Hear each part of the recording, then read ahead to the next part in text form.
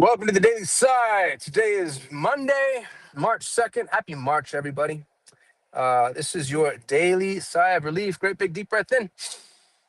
If you're an entrepreneur trying to keep up with what actually matters, I read the news so you don't have to. This is for you.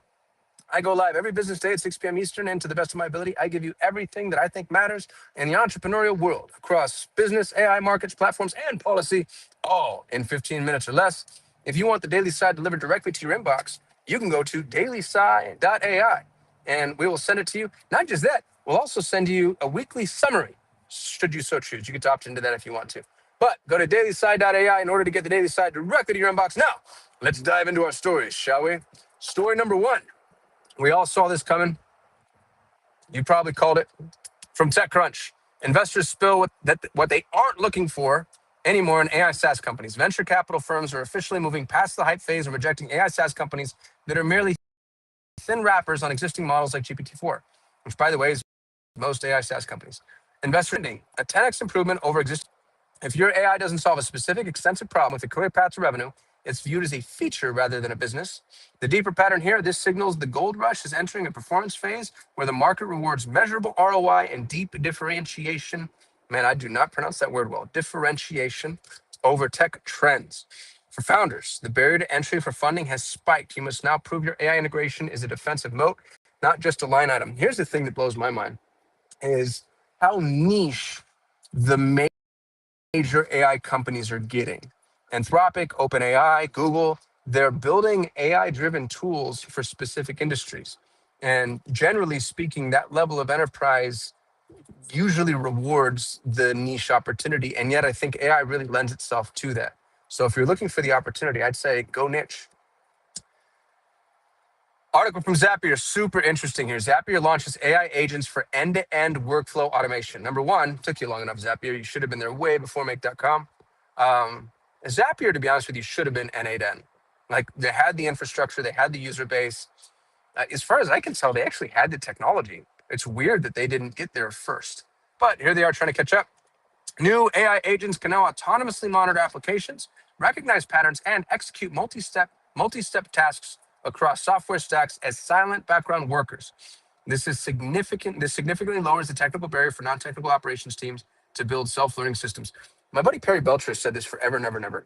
He's talked about the integration space being one of the most important and least serviced of all the professional services categories.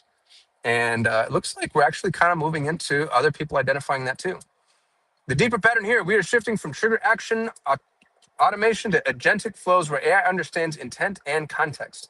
The workforce model is evolving. Business owners must audit headcount and identify routine tasks that can be fully offloaded to these background agents to maintain margins. Y'all, here's the thing. If you go play with Zapier, I swear to God, this is true.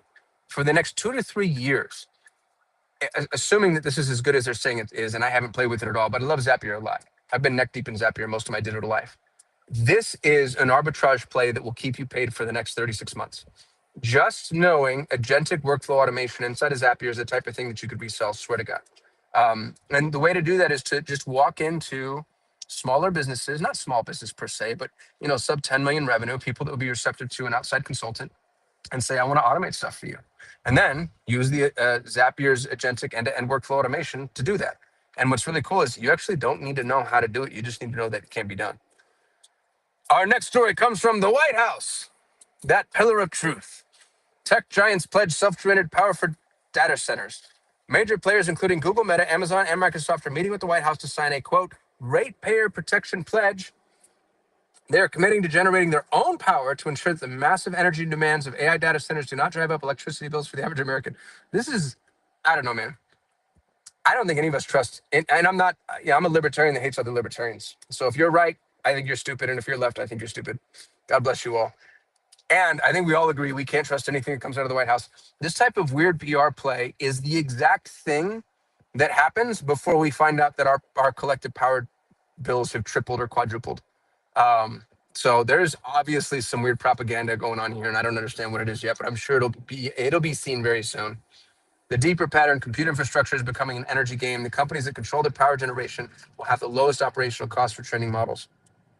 This mirrors Sam Altman's argument that AI training is a massive upfront investment in raising a digital worker that eventually becomes cheaper than human labor.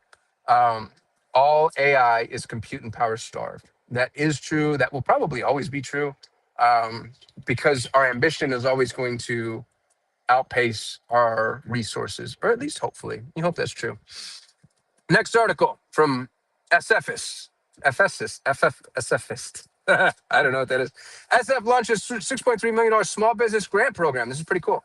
San Francisco is offering direct cash grants to fill vacant storefronts. Applications open March 15th. We're going to see a lot more of this.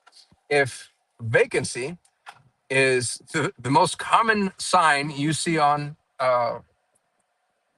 what would you call it? Just industrial storefronts, retail, for lease. Um, I think we're going to see municipalities begin to pay to try to get people into those spots. Public and private partnerships are being used to combat doom loop narratives. This is a signal for entrepreneurs to monitor local municipal revitalization programs. There is free money available to those who assign team members to monitor city and county economic development websites weekly. You know, it's funny. I have a friend who did this. He was given, I think, $250,000. I might have that number wrong, but it's close no matter what. It was like 200K or something like that. I think it was 250 though. He was given $250,000 by a city in Texas. I won't say where because I don't know if he wants people to know this. To open a restaurant, and it was a gift. Like, just imagine just starting your business life 250K up. It was amazing. I don't even really think they monitored the expenditure that much. Some backup stories from TechCrunch. New creator marketing platform lands $4 million. Cami Telez launched a new platform to manage creator economy marketing for brands. Y'all, the creator economy is right now where to go for traffic. If you don't know me, that's okay. But I built the #1 ranked Google Ads agency in the world. I had $100 million in ad spend under management.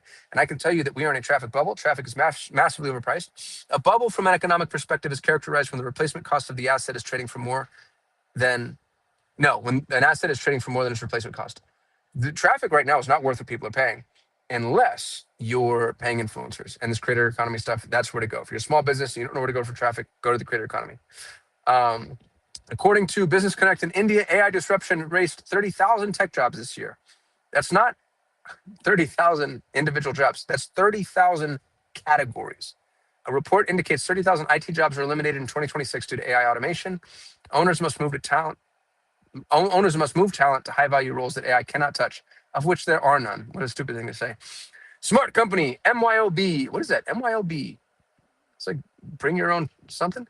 MYOB integration, integrating AI for business analysis. If you know what MYOB is, hit me up in the chat, please.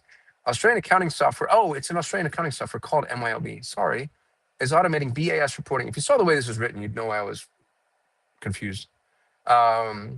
And last but not least, from Hey Orca, YouTube rolls out global auto dubbing. This is really cool.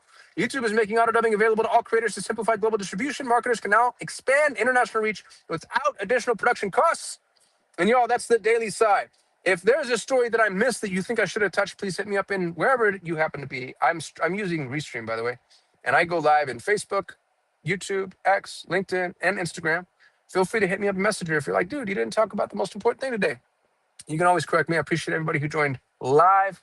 I see NSAT22, Hamza, Hassan. It just says, and 3 others. I'm sorry I can't shout y'all out. Me, cuz me, Design for Agents. Thank y'all for tuning in. I go live every single business day at 6 p.m. Eastern. I read the news so you don't have to, and then I give you my weird flipping opinion on it. I'm sorry that I pissed off everybody politically. That'll probably